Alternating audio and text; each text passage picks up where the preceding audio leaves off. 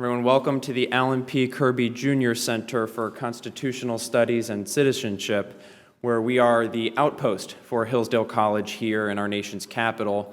As many of you know, we host numerous educational programs in the liberal arts tradition and on the first principles of our country.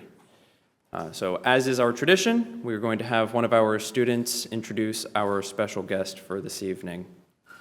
Reagan Kuhl is a junior studying political philosophy and religion and is originally from Grand Rapids, Michigan. This semester, she's interning at the American Principles Project while studying on the Washington Hillsdale Internship Program here in DC. Reagan.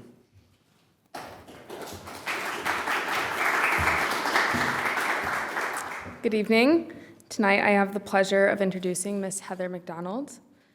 Heather McDonald is the Thomas W. Smith Fellow at the Manhattan Institute and a contributing editor of City Journal. She earned a Bachelor of Arts in English from Yale University, a Master of Arts in English at Cambridge University, and a Juris Doctor degree from Stanford Law School.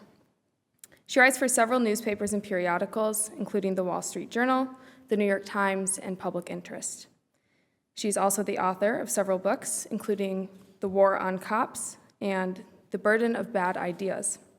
Tonight, she will discuss her latest publication, The Diversity Delusion: How Race and Gender Pandering Corrupt the University and Undermine Our Culture. Please join me in extending a warm welcome to Ms. Heather McDonald.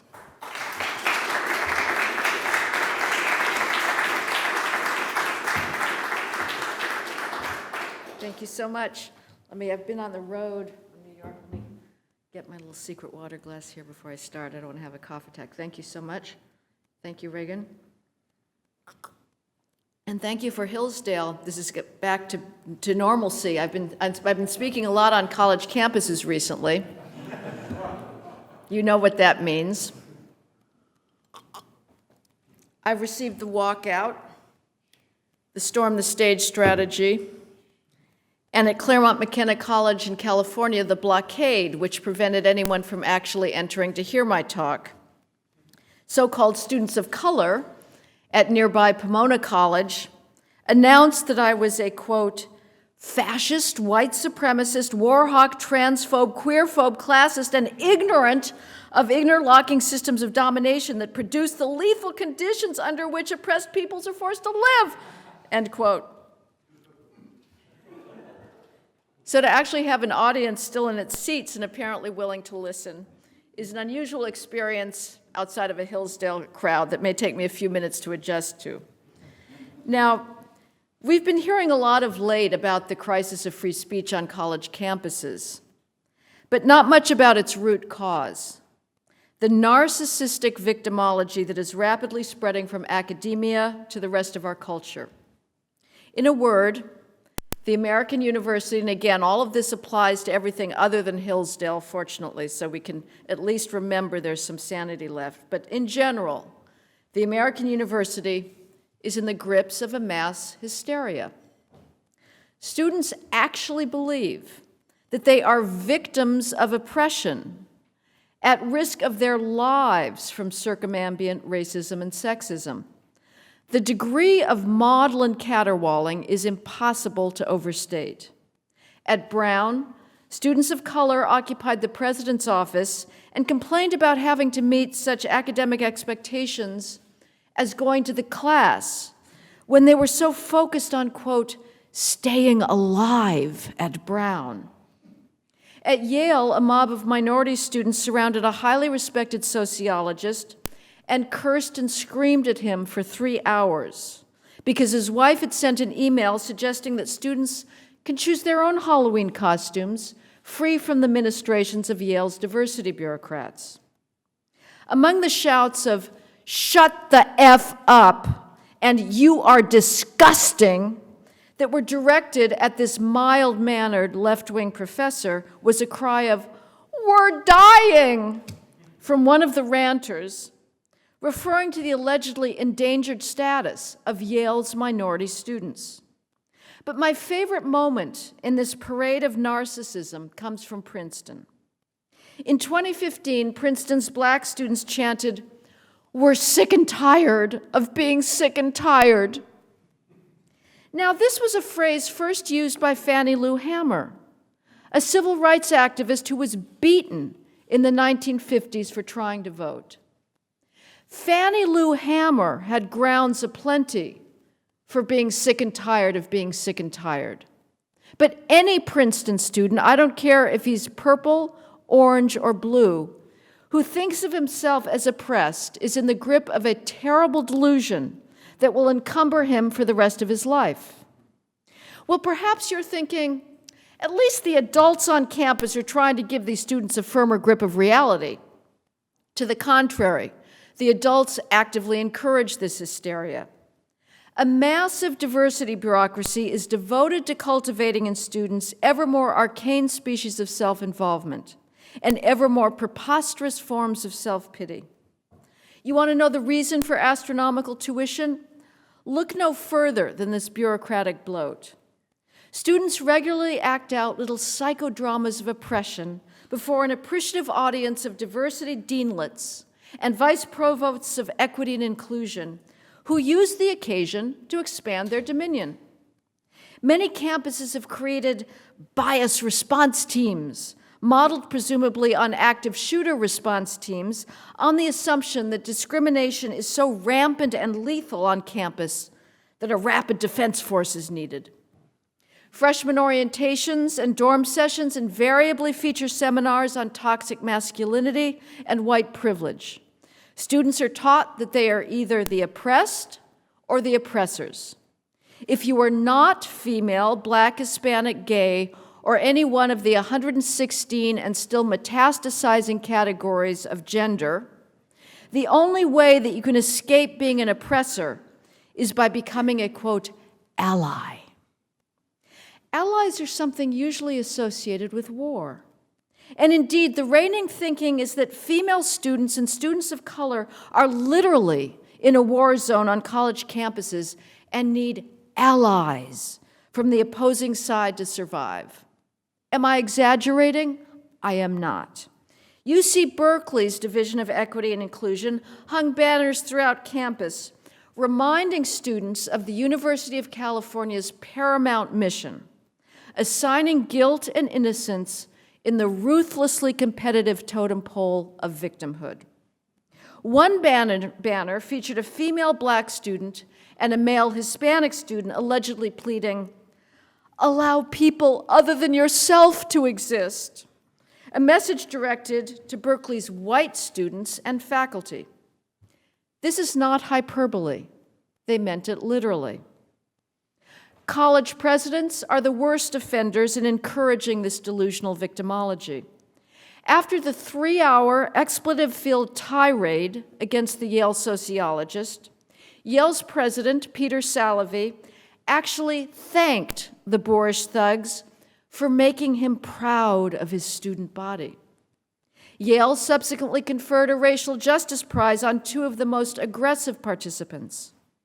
The dean of the Harvard Medical School recently removed the portraits of its greatest physician scientists from the entrance hall to the school. You can guess the reason.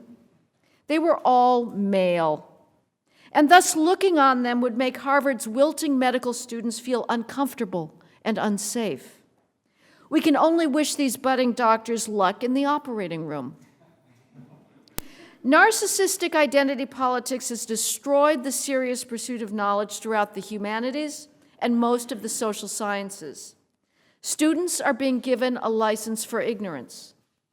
All they need be told about a book is the melanin content and gonads of its author to know whether they can dismiss its contents as thoroughly repugnant and not worth reading. Shakespeare, Milton, Plato, Kant, and Locke have been variously defenestrated by students who have not the slightest clue about Periclean Athens, the Renaissance, or the Enlightenment. A Columbia undergraduate groused about Columbia's beleaguered core curriculum. Quote, "Who is this Mozart, this Haydn, these superior white men? The core," she said, "upholds the premises of white supremacy and racism." No professor has ever defended our intellectual patrimony against such shameful outbreaks of ecstatic know-nothingism without appending some puling qualification about respect for diversity. Academic identity politics are now rapidly spreading throughout the culture at large. Every non-academic institution, no matter how previously meritocratic, is now vulnerable, and that means above all the STEM fields. Exhibit A into our culture's descent into identity-driven mediocrity and thought control is the firing of computer engineer James Damore from Google in August 2017. Damore had written a carefully reasoned, fact-based memo suggesting that the average career preferences of males and females may explain why there's not 50-50 gender parity at Google and other tech firms. The language that Google's CEO used in firing Mr. Damore was a direct import from academic victimology. Google's employees were, quote, hurting, he said, because Damore had dared to challenge the reigning feminist orthodoxy. What followed Mr. Damore's firing was even scarier. A regional branch of the National Labor Relations Board upheld Google's actions on the same bathos-drenched victim grounds. Mr. Damore's memo had made Google's employees feel, quote, unsafe at work, according to the NLRB Associate General Counsel. The memo thus constituted, quote, discrimination and sexual harassment. Consider for a moment what this NLRB ruling means for science. Any evolutionary biologist, psychologist, or economist who studies the different risk preferences and appetite for competition among males and females is now at risk of his job. These branches of science could shut down completely, no matter that their findings are true. The thinking that got Mr. Damore fired is now the dominant characteristic of our time. It holds that the absence of exact proportional representation of various racial, ethnic, and sexual groups in any institution is by definition a result of discrimination. To suggest that different groups have different capacities, cultures, skills, and behaviors that explain the lack of proportional representation is not just taboo, it can get you fired. And so the mad rage for race and gender proportionality in the workplace is accelerating, especially in the Me Too moment. From here on out, everything you read, everything you watch in the mainstream media will have been calculated in conformity with the demands of diversity. If you are a white male, no matter how talented, you're going to have to meet a higher standard to get hired or promoted. This summer, California Polytechnic University proudly announced that its crusade to lower the number of whites on campus was succeeding. Every college is in essence doing the same thing, if not as publicly. Newsrooms are under enormous pressure to find reporters, select sources, and originate stories that improve their diversity profile. Book publishers are obsessively engineering their lists to prioritize, quote, diverse authors and themes. Thanks to media pressure and their own human resources departments, corporate boardrooms have made a fetish of gender proportionality. Even before California mandated female board hires, I routinely voted against every female who shows up on a proxy ballot, since I assume that she is there because of her sex and not her business experience. A case in point, Drew Kilburn Faust, the outgoing president of Harvard, recently accepted a position on the board of Goldman Sachs. Now, who knew that left-wing history professors were experts in investment banking? University administrators and faculty may hate capitalism, but they love capitalist dollars. Even classical music is being poisoned by identity politics.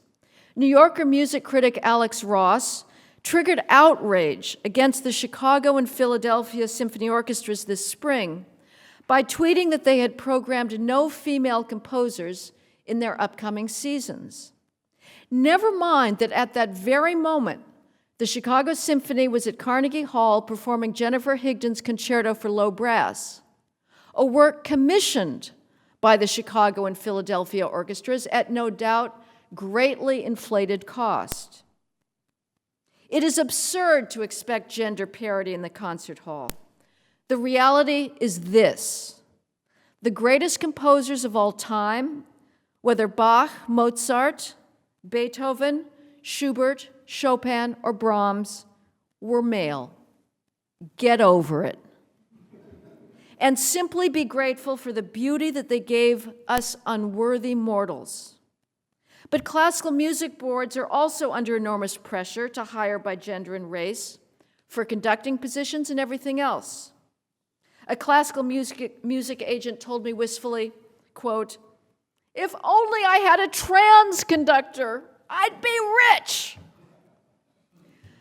Now, it is an unalloyed pleasure that Hollywood is being forced to sacrifice its best box office judgment to meet the demands of the race and gender bean counters. But it is in the sciences where the diversity imperative becomes actually dangerous. Every academic science department, whether physics, mathematics, or chemistry, is in the victimologist's crosshairs. The federal government is demanding that scientific departments hire based on gender and race rather than scientific merit. Science education is being slowed down and watered down in the hope of graduating more females and underrepresented minorities. An oncologist at an Ivy League medical school was berated by his dean for an exam in pharmacology that was, quote, too fact-based. Well, I don't know about you, but if I have cancer, I want my doctor to know the facts about drug interactions. The National Science Foundation is spending billions of your taxpayer dollars on programs to boost diversity in science, arguing that only a diverse laboratory can achieve scientific breakthroughs. Well, that's funny because somehow the 200 National Science Foundation grantees who won Nobel Prizes managed to discover dark matter and the genetics of viruses, among other breakthroughs, without conforming to today's diversity metrics. And of course, this mania for gender and race parity in science continues into the private sector. After James Damore was fired, a human resources manager sued YouTube and Google for firing him because he had refused to go along with the mandate to interview only females and underrepresented minorities for incoming engineering jobs. Potentially groundbreaking scientists are being passed over today because they are of the wrong race and gender. Guess who does not care about diversity? China. The best thing that Trump could do to level the playing field would be to airlift a few cargo planes of gender theorists from American universities and dump them on Beijing University and China's research labs. Until that happens, China will inexorably pull out ahead of us, since in science, it cares only about one thing: scientific achievement. Academic identity politics is tearing our society apart. It is teaching young people to hate the greatest thinkers and creators of the past, and to hate their fellow Americans. The diversity delusion, therefore, has to be nipped in the bud. The next time self-engrossed students occupy a campus building demanding reparations, here is what their college president should say: "Are you kidding me? You're the most privileged individuals in human history. You have at your fingertips the thing that Faust sold his soul for: knowledge. You're surrounded by libraries that would have driven the Renaissance humanists wild with envy and desire. You can read any book that has ever been written. You have access to scientific laboratories that are the most advanced in the world. You can pursue languages, literature, and history. Everything is available. Far from discriminating against minorities and females in hiring, every faculty search here is one desperate effort at finding remotely qualified underrepresented minority and female candidates who have not already been scooped up by better endowed schools. Far from discriminating against underrepresented minorities in admissions, we employ double standards in order to engineer so-called diversity. I can assure you that my faculty are not bigots. They have nothing but goodwill for history's oppressed groups and want all their students to succeed. At this very moment, millions of Asian students abroad are studying night and day for the privilege of experiencing this alleged maelstrom of hatred. If you feel so oppressed, step aside and let them take your place. But a college president never says any of these things, of course. Instead, he is silent before these outbreaks of narcissistic delusion, happy to sell out his faculty as alleged racists, and penitently promising to make further amends for so mistreating the oppressed students. It becomes imperative then for the rest of us to rebut the victimology narrative head on. It is not enough to call for freedom of expression. That is, if I may borrow a term, a relatively safe stance to take. Even some liberals will back you up. No, if we're going to restore sanity and civil harmony, we're going to have to take on the victimology narrative directly and assert that racism and oppression are not the predominant characteristics of American society today. For all our historical sins, and they were real and terrible, there has never been a more tolerant, opportunity-filled polity than our present one. The preservation of freedom requires knowledge of and gratitude for the extraordinary richness of Western civilization with its patient development of the rule of law, the scientific method, and the concept of individual rights. Until the majority of universities return to their proper mission of passing on such institution, Hillsdale and the Kirby Center will be ever more essential. Thank you for your attention. Thank you.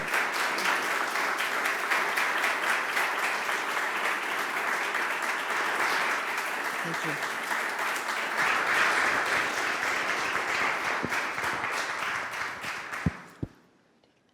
Questions? Yes. Are you aware of Harvard's lawsuit against Harvard University against Asian Americans? Sure. You know, this puts the left in a very difficult position. It's always already de facto been the case that Asians don't really count as students of color because it turns out the actual operational definition of students of color is students who are not academically competitive. Since Asians are whooping everybody else's ass out there, they don't count as students of color. Nevertheless, you know, it's been traditional on the part of the proponents of racial preferences to play it as a black-white issue and to play off of white guilt. But it's been the case for quite some time now that the real victims of reverse discrimination and racial preferences are Asians because, again, they outscore everybody. They outscore Jews, they outscore whites in general, and so when schools are setting aside places so that they can improve their diversity profile with students that are, basically it's black and Hispanic, it's always zero-sum. I mean, they will try to persuade you that preferences are not zero-sum. That's simply wrong. I mean, the number of spots that are available in these selective schools are extremely finite, and so every student you admit with a standard deviation or two below the competitive norm is taking a place away for somebody else, and it's Asians who are the most severely impacted by this. So what's been going on for many years, I actually think, to my mind, the strongest criticism of racial preferences, which is really, don't use the term affirmative action, that still has sort of a halo of good intentions and do-gooderism. What we're really talking about here are simply preferences. The best argument against them, as far as I'm concerned, is not the traditional constitutional one, however valid that is. The constitutional argument just says this is unfair. It's unconstitutional for a government body or a government-funded college to make distinctions on the basis of race. It violates the 14th Amendment's Equal Protection Clause. And that's how the Supreme Court jurisprudence about racial preferences is played out and continues to be played out. As far as I'm concerned, though, the stronger, more persuasive argument is that racial preferences do not do their alleged beneficiaries any good. There's a theory that has been most empirically fleshed out by a UCLA law professor named Richard Sander called mismatch theory, that holds that if you bring students into an academic environment for which they are not academically competitive, if their academic preparedness is much below that of their peers, they're going to struggle in their classes and they're not going to learn as much. And we see in law schools, virtually every law school employs huge racial preferences, and the black students in law school end up overwhelmingly, almost without exception, at the bottom half of their class and in the bottom decile of their class. Blacks fail the bar at magnitudes more times, 5 or 6 times a higher rate than whites, because they haven't learned as much because they're in an environment that is pitched above their heads. Richard Sander has gotten as much data as he can get to try and, you want to show the outcome of students that are admitted with racial preferences and those few blacks who are not, who are actually competitive with their school, to trace their course in school and their bar passage rates. He and other proponents of the mismatch theory have had to fight tooth and nail to get data. Harvard, as you may know, just has put up roadblock after roadblock to releasing its admissions data. They finally got access to it, but they had to be dragged through several rounds of litigation. And Richard Sander has asked the California Bar Association to provide anonymized data on its students who have taken the bar, because it has a very complete data set that has students' college GPAs, their LSATs, their law school GPA, and their bar scores.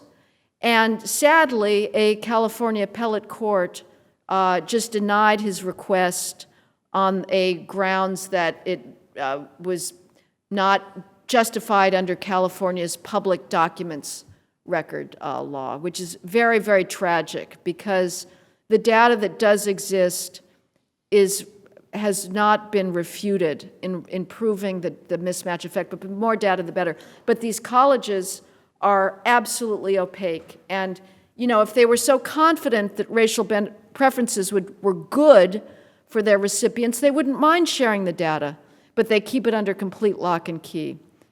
Yes? The shameful capitulation of faculty and administrations to these preposterous outcries and demands.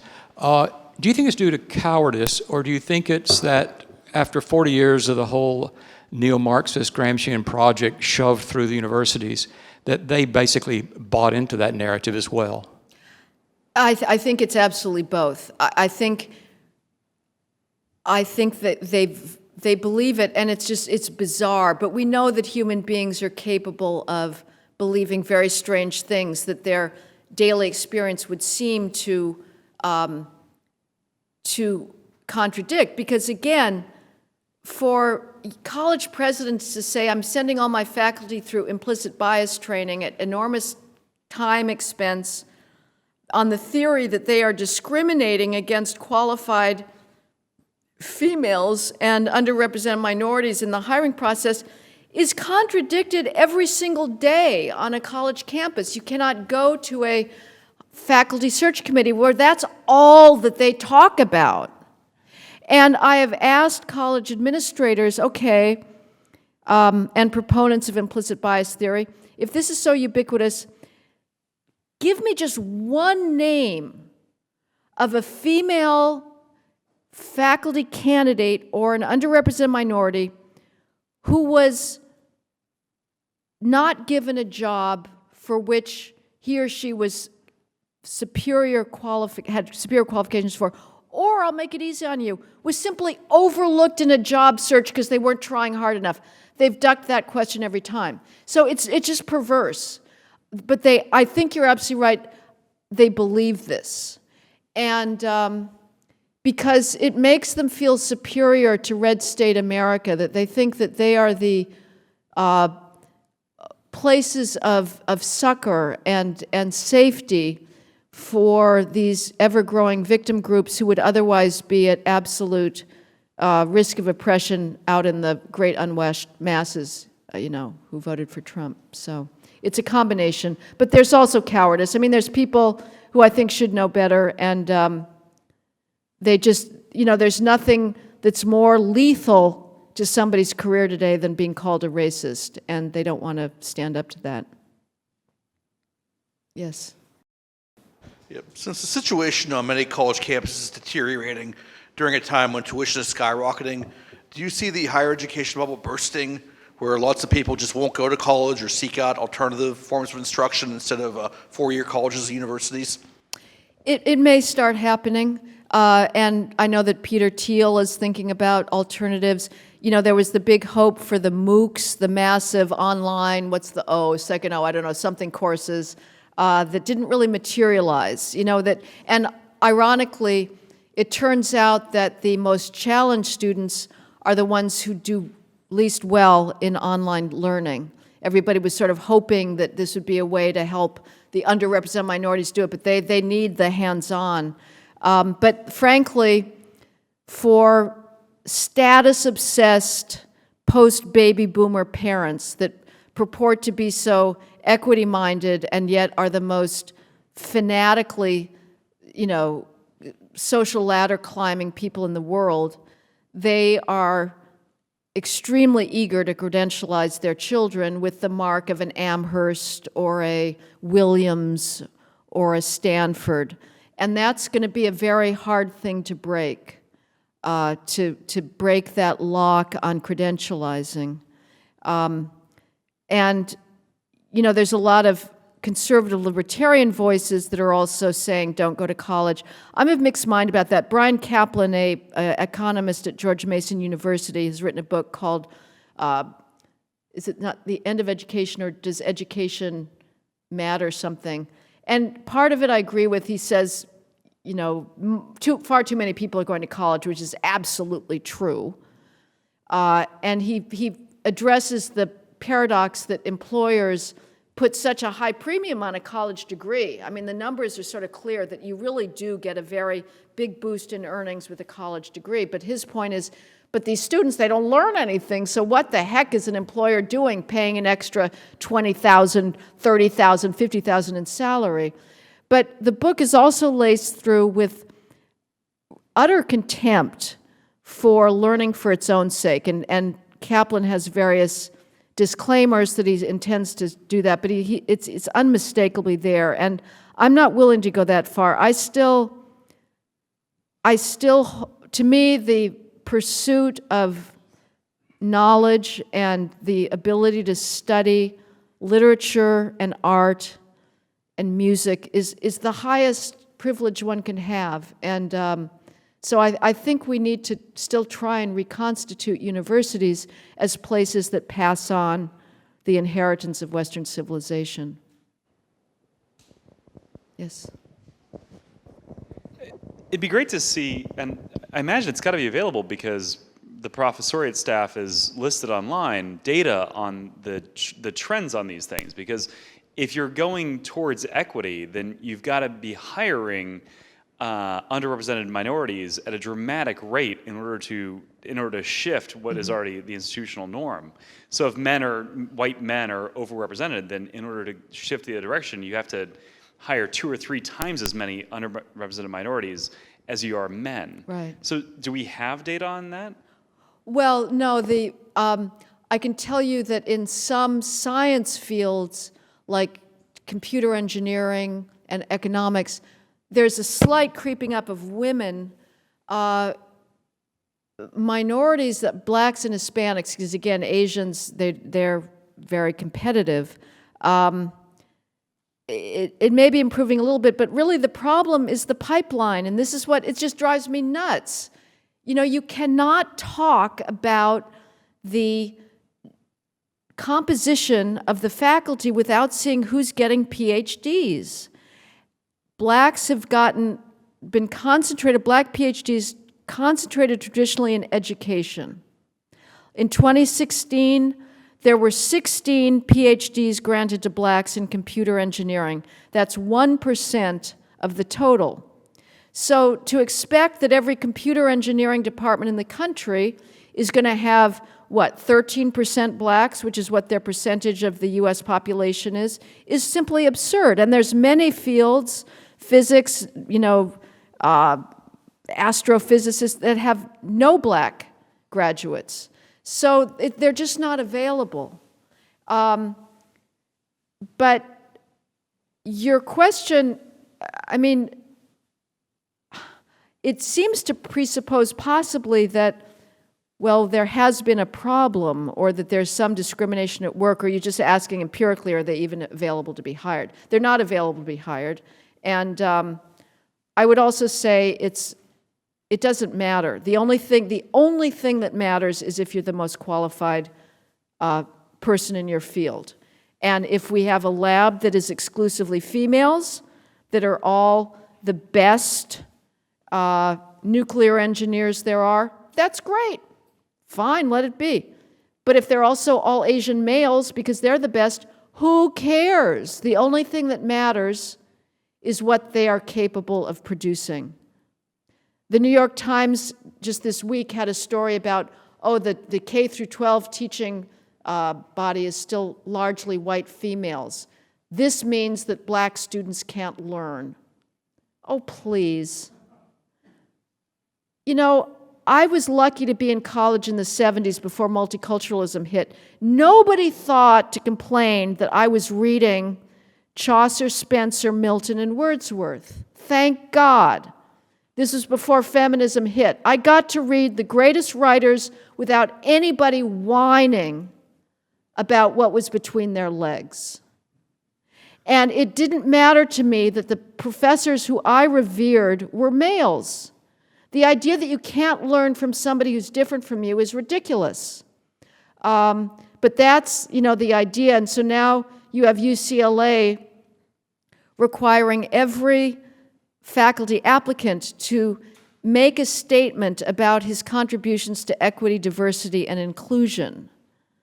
So you have to ideally say that I'm researching the problems of underrepresented minorities, or I have the ability to attract and mentor females and underrepresented minorities, which is basically code in California because you can't use explicit racial preferences anymore to I am a female or minority.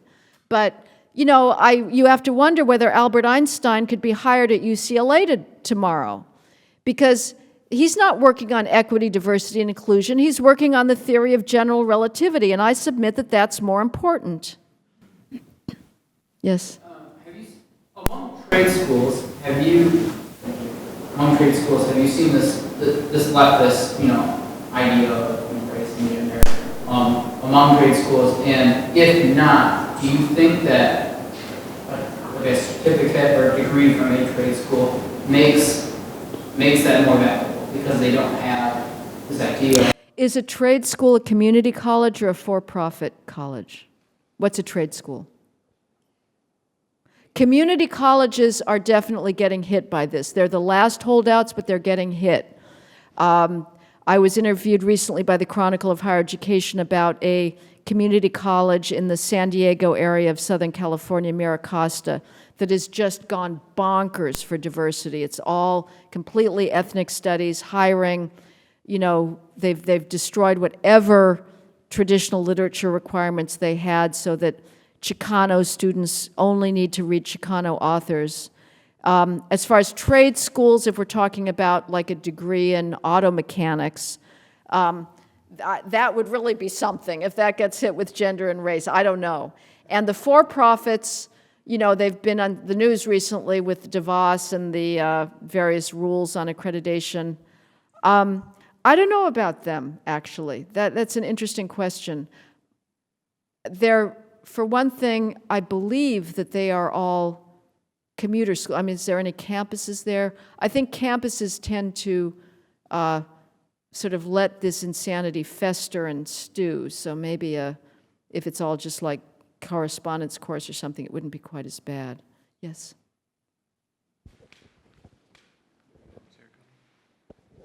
Why do you think basketball courts and football fields are exempt from diversity? And doesn't the fact that there are, you know, such 90% African American accentuate the stereotypes that they don't want? Yeah, because Americans think sports are important.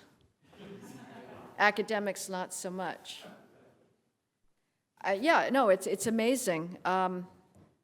But I also think, you know, it's incredible that we are pushing females into combat units, introducing not only double standards in physical qualifications, but eros. The most destructive force in human existence is eros. It drives people insane. We're putting this into combat units. But again, we will not force women onto the National Football League because football is important, war less so.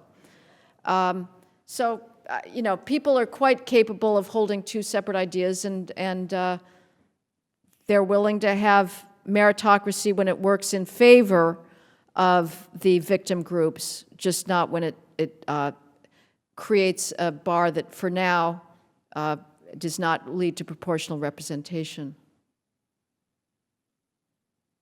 Yes. Has the Trump administration, in the less than 2 years that it's been in office, done anything to reverse the flow of funds, or have there been decisions from the Justice Department trying to push back against this stuff, or are they just not touching it? They're proceeding with deliberate speed, I guess. They've been very good in some things, as you may have followed. Betsy DeVos is holding notice and comment on the campus rape due process problems. They joined or had a statement of interest in the Harvard lawsuit. So they have signaled that they are not going to, they withdrew a bunch of Obama-era guidances to colleges that basically laid out the path for racial preferences. What they really need to do, and this would take somebody that really knows the regs, the Code of Federal Regulations, is get rid of in its entirety the disparate impact concept wherever it exists. This is the idea that facially neutral standards are nevertheless deemed discriminatory if they have a disparate impact. So if you have a requirement that firefighters know how to read at a 12th grade level, if that requirement, which is facially neutral, has the effect of disqualifying blacks at a higher rate than whites, even though the intention of the 12th grade reading rule was not to exclude blacks, it was to have people who know how to read the chemicals that they're using, that's nevertheless going to be deemed a discriminatory violation. So this disparate impact idea is really at the core of a lot of madness, and that's what Trump should get on. But he should also, I mean, it's really, the National Science Foundation is completely out of control. It's unbelievable what they're doing. I cannot tell you the nonsense that they're funding. They're funding gender studies professors to study intersectionality in the STEM fields. It's madness. So, NSF is a congressional creation. Whether then that means that only Congress could rein it in, I'm not sure. But there certainly is a lot that can be done and that remains to be done. Jeff Sessions, obviously, I mean, he's a hero, and I'm just going to say, this is totally unrelated, I think Trump's treatment of him is abysmal and grotesque and appalling. He has done so much in the area of law enforcement and immigration enforcement, but it's a lot to also turn to the Justice Department. That's also for Betsy DeVos to do. Yes. Thank goodness for Hillsdale College and colleges like Grove City and Oklahoma Wesleyan for standing fast. But the question is, this looks like a systemic change. How do you go against a systemic change and pull it back? This is so deep. I know. I know. You go like, I agree with you, and probably the whole class here. The audience is right with you. And what do we do? I'm not in a university setting, so I have no influence there. I have to say, I know that as a speaker, there's sort of a mandate to be optimistic and think we're going to win. I'm by constitution a pessimist, so everything needs to be taken with a grain of salt. But people like me, conservatives, have been writing about the universities for the past 30 years using all of our rhetorical guns to mock them, and it does get worse and worse. I would just say, again, the more voices that can be brought to bear to push back on this idea of endemic racism and sexism, that's really what the problem is. The free speech problem that gets a lot of attention is an epiphenomenon of the victimology. As long as the victimology is in place, you're going to have the demands to silence speech on campus that is deemed hate speech because it is viewed as literally an existential threat to these poor female and minority students. So, people like me or Sessions, or anybody can invoke John Stuart Mill till we're blue in the face and talk about the need for open debate. It's not going to make a damn bit of difference as long as the ideology of victimhood is the dominant one. So all I can say is if it comes up in conversation, people just have to start fighting back and say, we are not a racist society. I don't know a single mainstream institution that is not tying itself into knots to be fair and to hire females and minorities. The other thing, obviously, is that alumni need to stop giving money to their colleges. They're fueling the beast. These endowments are huge, and it's a wonderful instinct of giving back and generosity, but you have to do your due diligence. You wouldn't buy a stock without doing due diligence. Don't send money into these colleges unless you're really confident that it's not going into the victimology machine. It could be considered, do you think it could be considered deeper than victimology, maybe a movement, a socialistic movement, perhaps? Jordan Peterson sent around a video that some Democratic committee has made about their sort of message for America. And it's very much class politics, not identity politics. And, it's all of a sudden the rich took over and they're gaming the system. And ironically, there's a lot similar with Steve Bannon's message, which he made a film about the 2008 financial meltdown. Frankly, at this point, and it may be because I was not really politically aware during the Cold War, I'd take class politics over identity politics any day.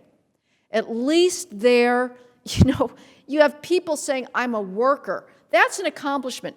Being female is not an accomplishment. I don't deserve credit for being female. It's not something to study. Being a welder is. Being a chemist is. That's something you have accomplished. So, yes, class politics is bad, and America, the left wing of the Democratic Party certainly likes to flirt with socialism. On the other hand, it likes its goodies, you know, and nobody's going to mess really with Silicon Valley. So it's really sort of paying lip service to the hip notion of being sort of post-neo-Marxist. But I think the identity politics are a bigger poison in society. So our immigration system was changed dramatically in 1970. Do you see a tie-in between that and kind of the diversity delusion today? Well, it could be. I mean, we certainly have a third world population here that was not assimilated, that, you know, it arrived and got, we had already Chicano studies that were breeding this separatism. So I think it definitely makes it more difficult. You know, Robert Putnam wrote a groundbreaking work that said diversity actually lessens social cohesion in communities. It lessens social trust. He then had to walk that back because he got so attacked by the left because he's a liberal. But it's been borne out. So I think, yeah, we have, we're now at the highest level of foreign-born population since the turn of the 20th century, but we're in a very different environment without the confidence in American values to demand assimilation, and instead we promote separatism. So I think, yeah, I think it's definitely related. I'd have to think about Europe. I mean, they're still much more committed. They're much less apologetic about Western civilization than we are. They obviously have their Muslim problem, but French schools, you learn French literature. And as far as I know, there's not a whole lot of apologizing going on for it. What? Germany? Yeah, there's still, possibly. I mean, the opera's been destroyed, that's for sure. I mean, the opera productions there are just utterly atrocious. They trash the greatest works on the musical stage. I don't know about the literature, though. You think that they're not reading Heine and Kleist and Goethe? I don't know. Could be. I mean, German departments, ironically, actually, in the United States, the German departments traditionally were the holdouts against French theory, against deconstruction and Jacques Derrida in the 70s. At Yale, the German department was seen as like so backward because it was still reading books instead of reading theory. So whether that reflects something true in Germany, I don't know. But yes, they have they are easily manipulated. They've got their own guilt source, so that's true. Thank you.